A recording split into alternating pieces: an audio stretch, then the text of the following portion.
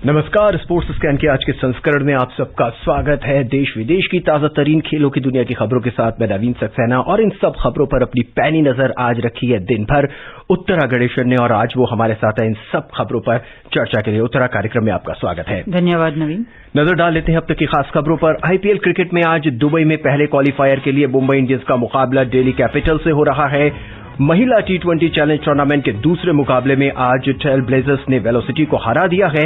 बाद lawn tennis की Paris masters tennis tournament में भारत रोहन बोपन्ना अपने जोड़ीदार के साथ दूसरे दौर में पहुंच गए हैं, और दिल्ली और जिला क्रिकेट संघ DDCA के 5 पदों पर आज से चुनाव शुरू हो गए हैं।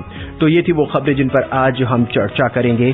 कार्यक्रम में सबसे पहले बात आईपीएल क्रिकेट की। तमाम आशंकाओं के बीच शुरू हुआ 13वां संस्करण आईपीएल का अपने सफलता के परचम लहराता हुआ अपने अंतिम दौर में पहुंच चुका है। उत्तरा प्लेऑफ के दौर में पहुंच चुका है, और आज शीर्ष 2 टीमें मुंबई इंडियंस और दिल्ली कैपिटल के बीच मुकाबला होगा। मुंबई इंडियंस चैंपियन की तरह खेलती रही है और पहले स्थान पर रही है, जबकि कैपिटल्स ने कई जीत और कई हार के उतार चढ़ाव देखे हैं। बिल्कुल, और जिस तरह से मुंबई खेल रही थी, किसी को कभी डाउट ही नहीं रहा कि वो डिफेंडिंग चैंपियन है या इस साल भी वो टाइटल के लिए ही जीत रही है, क्योंकि आखिरी का मैच उनका जब बचा था उससे पहले ही वो अपने आप को क्वालिफाई कर चुके थे 16 पॉइंट पे, और ये जानते हुए कि और कोई टीम उनके आसपास पहुंच ही नहीं सकती है। तो मुंबई के लिए थोड़ा सा आसान था, वो थोड़ा रिलैक्स कर सकते थे आखिरी फेज में। दिल्ली, क्योंकि आखिरी गेम तक उनको लड़ना पड़ा इस पोजीशन के लिए, पर खुशी उनको बहुत होगी कि बिल्कुल सही टाइम पे उन्होंने वापस वो फॉर्म हासिल किया, क्योंकि वो पहला हाफ जो आईपीएल का गया था उसमें वो लगातार जीत रहे थे नॉन स्टॉप, और बिल्कुल टॉप पे चल रहे थे। लोगों को ये यकीन नहीं हो रहा था कि ये वही टीम है जो हर बार प्लेऑफ पहुंचने से भी पहले गेम से बाहर हो जाती है। तो थोड़ा सा मुझे लगता है उस चीज से कॉन्फिडेंस जरूर बढ़ा होगा कि बीच में हालांकि थोड़ी सी दिक्कत आई थी उनको, लगातार 2-3 मैच वो हारे थे, लेकिन उनके पास उन्होंने वो इतना बड़ा गैप खोल दिया था, 14 पॉइंट पे वो पहुंच चुके थे अपने पहले के 8-9 मैच में, कि वो हारना अफोर्ड कर सकते थे। उसके बाद जब बाकी बात क्रंच पे आई तो उनके जो सीनियर प्लेयर्स थे उन्होंने प्रूव किया कि वो क्यों एक्सपीरियंस इतना काउंट होता है, अजिंक्य रहाणे और शिखर धवन और अश्विन वगैरह ने। तो मुझे लगता है कि कॉन्फिडेंस के नाम पे शायद थोड़ा सा दिल्ली बेटर आज खेल पाएगी। उत्तरा, इस पे हम चर्चा अपनी जारी रखेंगे, लेकिन अपने सुनने वालों को बता दें कि मैच अब से कुछ ही देर में शुरू होने वाला है। दिल्ली कैपिटल्स ने टॉस जीतकर पहले गेंदबाजी करने का फैसला किया है। आज के मैच की विजेता टीम को फाइनल में प्रवेश मिलेगा, जबकि हारने वाली टीम को दूसरे एलिमिनेटर मैच में फिर से खेलने का मौका मिलेगा। सुनते हैं आनंद की रिपोर्ट। क्वालिफायर 1 में हारने वाली टीम को 6 नवंबर को होने वाले एलिमिनेटर की विजेता से भिड़ना होगा। उस मैच के विजेता को फाइनल का टिकट मिलेगा। एलिमिनेटर अबू धाबी में सनराइजर्स हैदराबाद और रॉयल चैलेंजर्स बैंगलोर के बीच खेला जाएगा। आईपीएल इतिहास की बात करें तो मुंबई ने सबसे ज्यादा 4 बार 2019, 2017, 2015 और 2013 में खिताब जीता है। वहीं दिल्ली अकेली ऐसी टीम है जो अब तक फाइनल नहीं खेल सकी है। हालांकि दिल्ली टूर्नामेंट के शुरुआती 2 सीजन 2008 और 2009 में सेमीफाइनल तक पहुंची थी। आईपीएल में दोनों टीम के बीच 2 मुकाबले खेले गए हैं। दोनों बार मुंबई ने दिल्ली को हराया है। बल्लेबाजों की बात करें तो मुंबई के लिए सबसे ज्यादा रन क्विंटन डिकॉक ने बनाए हैं। वहीं दूसरे नंबर पर ईशान किशन का नाम है। दिल्ली की ओर से शिखर धवन ने 500 से ज्यादा रन बनाए हैं। वहीं मुंबई के पास कई मैच जिताने वाले खिलाड़ी हैं। बैटिंग में रोहित शर्मा, सूर्य कुमार यादव और बॉलिंग में जसप्रीत बुमराह और ट्रेंट बोल्ट जैसे मैच विनर हैं। कायरन पोलार्ड और कृणाल पंड्या जैसे ऑलराउंडर टीम को मजबूती प्रदान करते हैं। वहीं दिल्ली की टीम अपनी फॉर्म के साथ जूझ रही है। आनंद श्रीवास्तव, स्पोर्ट्स स्कैन। उत्तरा, आज के मैच में दोनों ही टीमों को अपना सर्वश्रेष्ठ प्रदर्शन करना होगा और अपने खिलाड़ियों से कुछ अतिरिक्त दमखम दिखाने को कहना होगा। बिल्कुल, और क्योंकि आपके पास एक और मौका होता है जब आप टॉप 2 में फिनिश करते हैं, इसीलिए हर टीम ये कोशिश करती है कि प्लेऑफ में तो आए ही आए, लेकिन साथ में टॉप 2 पे फिनिश करें, क्योंकि आपको वो एक्स्ट्रा एक चांस मिलता है। लेकिन अगर आज की बात करें तो मुझे लगता है थोड़ा सा कहीं शायद दिल्ली के अंदर ये भी होगा कि उनको अपनी दोनों हार का बदला लेना है। जो पहले 2 मैच हुए हैं लीग फेज में, दोनों मुंबई जीती है। पहला मैच तो फिर भी थोड़ा सा फाइट के साथ था, दूसरा मैच बहुत ज्यादा वन साइडेड था जो मुंबई जीती थी, 9 विकेट से जीती थी वो। तो कहीं ना कहीं वो हार जरूर इनको चुभ रही होगी दिल्ली को, क्योंकि वो ये बताना चाहेंगे कि वो इतनी खराब टीम नहीं है। मुंबई को ये जरूर देखना होगा कि रोहित शर्मा की क्या स्थिति है। एक तो उनका फॉर्म उस तरह से इस पूरे आईपीएल में नहीं नजर आया है बिल्कुल भी। एक आध मैच अगर छोड़ दिया जाए तो उनके बहुत ज्यादा रन नहीं है, वो लगातार डिसअपॉइंट हुए हैं और डिसअपॉइंट किया है उन्होंने ऊपर। लेकिन उन सबसे ज्यादा जरूरी मेरे ख्याल से ये देखना है कि रोहित शर्मा की फिटनेस का क्या है। रोहित शर्मा के अलावा मैं यहाँ पे थोड़ा सा टोकता हूँ, रोहित शर्मा के अलावा क्विंटन डी कॉक हैं और सूर्य कुमार है। ईशान किशन भी पिछले मैच में बहुत अच्छा प्रदर्शन बिल्कुल, लेकिन ईशान किशन को वो मौका इसलिए मिला क्योंकि रोहित नहीं थे। तो रोहित अगर आज खेलते हैं तो उनके मेरे ख्याल से ये अच्छी बात नहीं है, थोड़ा डिसअपॉइंटिंग है। लेकिन जब ऐसा कुछ होता है तो मैच और बाकी के जो खिलाड़ी है 21 खिलाड़ी, उन सबसे ध्यान हटके उस एक खिलाड़ी पे आ जाता है जिसकी फिटनेस को लेकर लगातार सवाल उठ रहे हैं। और वो सवाल इसलिए उठ रहे हैं क्योंकि हमारे पास एक क्लियर जवाब नहीं आ पा रहा है। लगातार मुंबई इंडियंस और बीसीसीआई दोनों अलग अलग तरह के स्टेटमेंट लगातार देती आ रही हैं।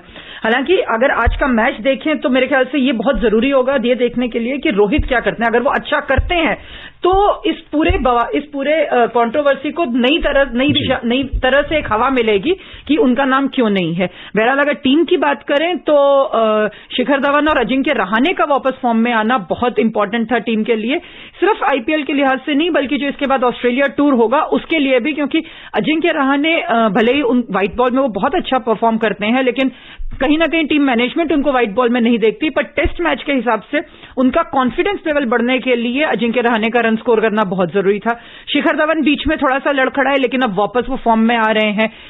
गेंदबाजी एक ऐसा डिपार्टमेंट है जिसमें मुझे लगता है कि शायद मुंबई के पास अपर हैंड है, क्योंकि उनके पास जिस तरह के गेंदबाज हैं, ना सिर्फ फास्ट बल्कि स्पिन में भी और ऑलराउंडर स्पेशली जो हैं, गेंदबाजी पे बहुत ज्यादा डिपेंड करेगा कि आज किस टीम का पलड़ा भारी होता है। दिल्ली कैपिटल्स की बात करें तो पृथ्वी शॉ अपने रंग में नहीं दिख रहे। हालांकि जब टूर्नामेंट शुरू हुआ था तो बहुत अच्छी बैटिंग परफॉर्मेंस थी। बॉलिंग की जहां तक बात करें, अश्विन पे सारा जोर रहेगा दिल्ली कैपिटल्स का। बिल्कुल, और रहना भी चाहिए। वो सबसे सीनियर खिलाड़ी हैं, एक्सपीरियंस्ड हैं हर फॉर्मेट में और बहुत इंटेलिजेंट खिलाड़ी माने जाते हैं। तो और प्रेशर एंजॉय करते हैं, वो इस रिस्पॉन्सिबिलिटी को समझते हैं कि मैं सीनियर हूं तो मुझे गाइड करने की जरूरत है बाकी खिलाड़ियों को। तो अश्विन का परफॉर्मेंस जरूर इंपॉर्टेंट होगा। पृथ्वी शॉ हमें देखना पड़ेगा कि क्या करते हैं, क्योंकि बहुत टैलेंटेड खिलाड़ी हैं, लेकिन हमने पिछले 20, 30, 40 साल में बहुत ऐसे टैलेंटेड खिलाड़ी देखे हैं जो अपने टैलेंट को उस तरह से जस्टिफाई नहीं कर पाए हैं। और पृथ्वी शॉ को देख के हमेशा लगता है कि कहीं ना कहीं उनकी जो प्रॉब्लम है वो उनके गेम से रिलेटेड नहीं है, वो उनके माइंड से रिलेटेड है। तो हमें नहीं पता कि वहां पे टीम मैनेजमेंट में क्या बात होती है, ड्रेसिंग रूम में क्या बात होती है, रिकी पॉन्टिंग उनको किस तरह से गाइड कर रहे हैं।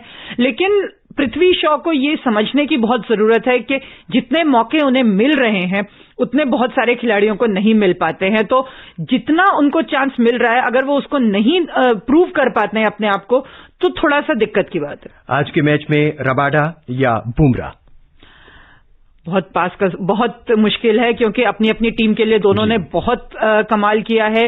विकेट्स दोनों के बिल्कुल आसपास हैं, 23-24 के हैं। इकोनॉमी रेट दोनों की ऑलमोस्ट सेम है, एवरेज दोनों की बहुत सेम है, सब कुछ इतना आसपास का है। एक्सपीरियंस बुमराह का थोड़ा ज्यादा है रबाडा से, खास करके क्रंच में और जो इस तरह के टूर्नामेंट्स और इस तरह के मौकों पे।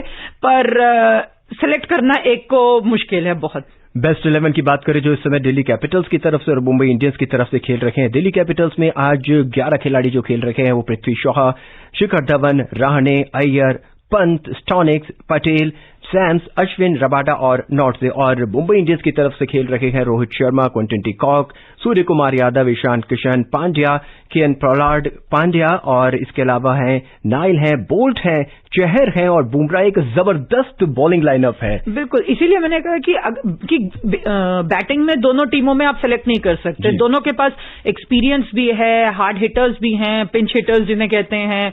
ऐसे खिलाड़ी हैं जो अकेले अपने दम पे बल्लेबाजी में एटलीस्ट गेम बदल सकते हैं। लेकिन गेंदबाजी जो एक डिपार्टमेंट है, इसीलिए शायद मुंबई इंडियंस को हराना इतना मुश्किल रहा है इस सीजन में।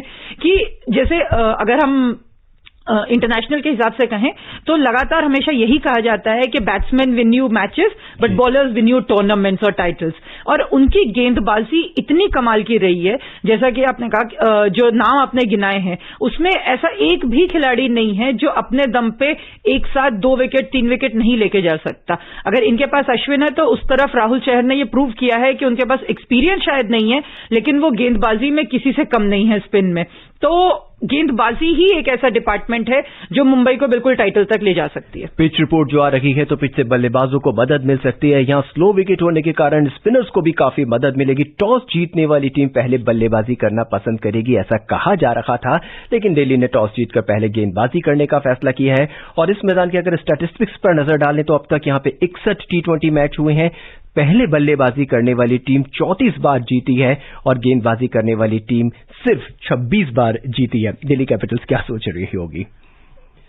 मुझे लगता है कहीं ना कहीं चेस करने में थोड़ा सा प्रेशर इसीलिए कम होता है क्योंकि जब ऐसी कंडीशंस होती हैं, स्लो पिचेस हैं और लगातार तीनों ही सेंटर्स से वहां से ड्यू को लेके काफी प्रॉब्लम्स आ रही हैं टीमों को, तो एक वजह तो वो हो सकती है कि बाद में गेंदबाजी करना शायद दिल्ली को मुश्किल लग रहा हो थोड़ा सा। और आपके सामने जब एक टारगेट होता है तो आप अपने आप को पेस कर सकते हैं। जिस तरह की इस बारी गेम्स हुई हैं, specially second half of the IPL में, उसमें ये बताना बहुत मुश्किल है कि कितना टारगेट सेफ है। आप 150 पे भी टीमों ने डिफेंड किया है, 180 पे भी डिफेंड नहीं कर पाई हैं। तो चेस करना हो सकता है श्रेयस अय्यर ने ये सोचा हो कि जब आपके पास एक टारगेट है तो आपको पता है कि किस तरह से अपनी इनिंग्स पेस करनी है। लेकिन हम अपने सुनने वालों को बता दें कि इस मैदान पर औसत स्कोर रहा है 144 पहले बैटिंग करने वाली टीम का। और अब बात महिला T20 चैलेंज की। महिला T20 चैलेंज टूर्नामेंट के दूसरे मुकाबले में स्मृति मंधाना की ट्रेल ब्लेजर्स ने मिताली राज की वेलोसिटी को 9 विकेट से हरा दिया है। आज खेले गए मैच में 47 बॉल में ही मैच जीत लिया गया। ट्रेल ब्लेजर्स ने वेलोसिटी के खिलाफ ट्रेल ब्लेजर्स की ये पहली जीत है। सुनते हैं अतहर की रिपोर्ट।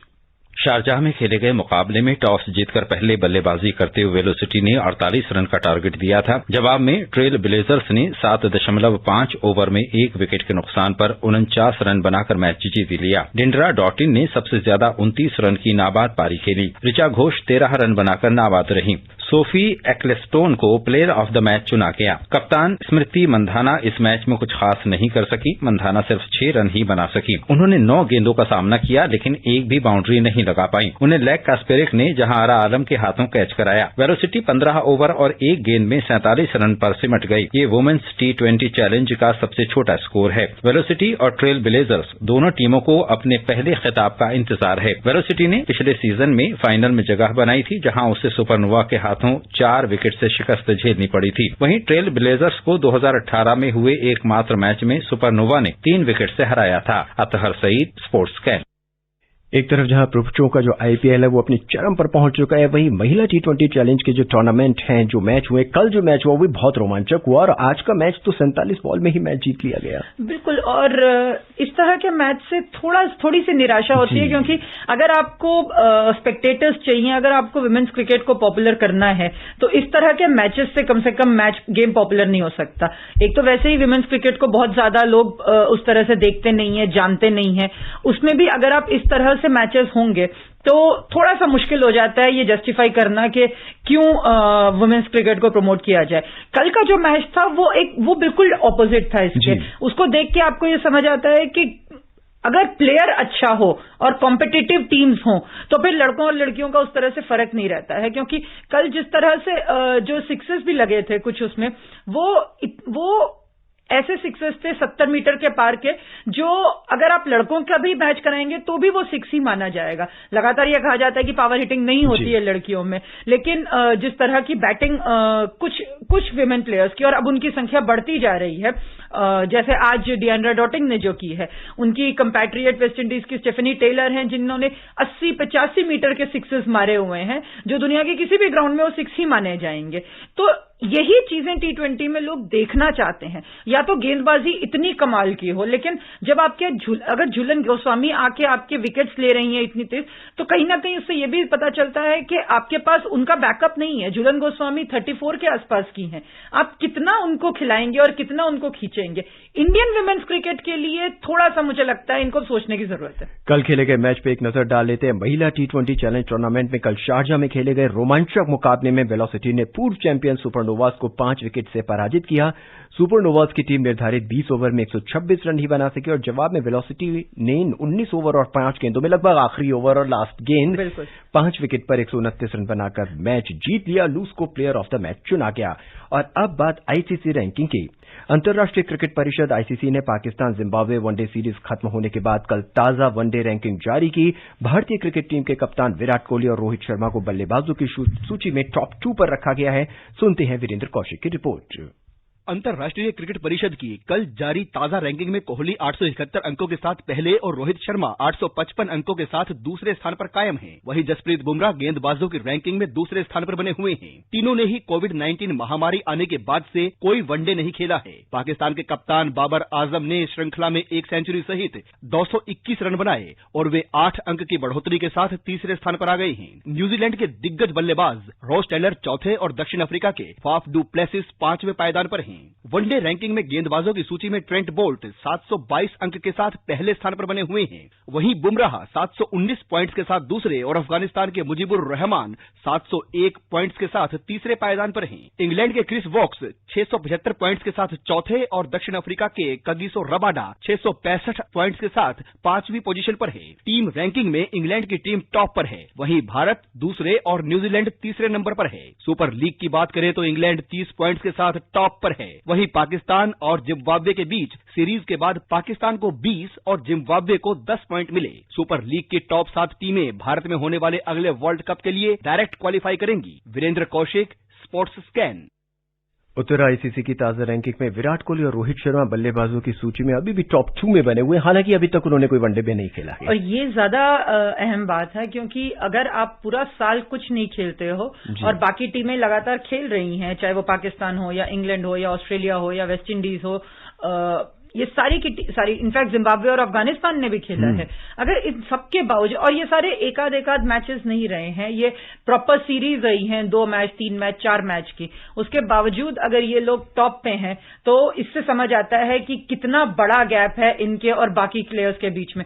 हालांकि हम ये हमेशा कहते हैं कि ऑन दैट डे कोई भी खिलाड़ी किसी को भी हरा सकता है, लेकिन बिना 6-8 महीने कुछ खेले और बाकी टीमें खेलती रहे, उसके बावजूद रैंकिंग्स में अगर आप टॉप पे बने रहते हैं और आपको कोई हिला नहीं पाता है वहां से, तो इससे समझ आता है कि कितना बड़ा गैप है इनमें और बाकी खिलाड़ियों में। क्रिकेट के मैदान से निकलकर अब सीधे हम चलते हैं टेनिस के स्टेडियम में। भारत के रोहन बोपन्ना और उनके जोड़ीदार ऑस्ट्रिया के Oliver Merak Paris master tennis tournament के दूसरे दौर में पहुंच गए हैं।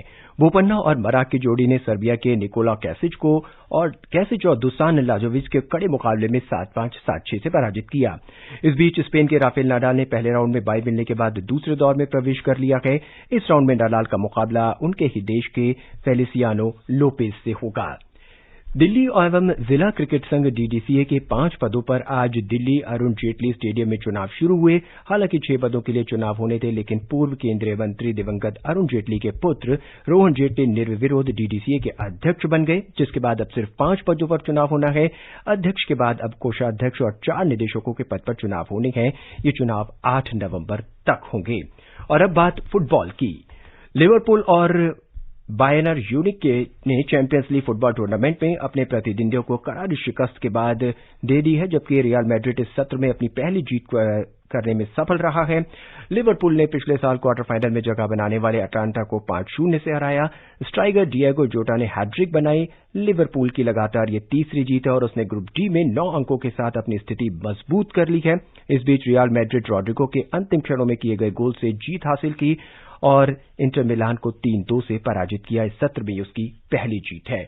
अब वक्त हमें बिल्कुल इजाजत नहीं दे रहा। इस कार्यक्रम को हम और आगे बढ़ाएं। चलते चलते नजर डाल लेते हैं अब तक की खास खबरों पर। आईपीएल क्रिकेट में आज दुबई में पहली क्वालिफायर के लिए मुंबई इंडियंस का मुकाबला दिल्ली कैपिटल से हो रहा है।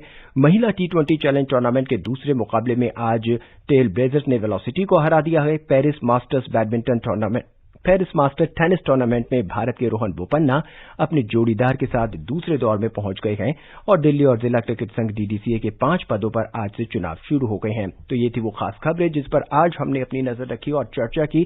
चर्चा के लिए हमारे साथ मौजूद थी खेल विशेषज्ञ उत्तरा कार्यक्रम में आने के लिए आपका बहुत बहुत धन्यवाद। धन्यवाद। इजाजत दीजिए मुझे नवीन को। नमस्कार।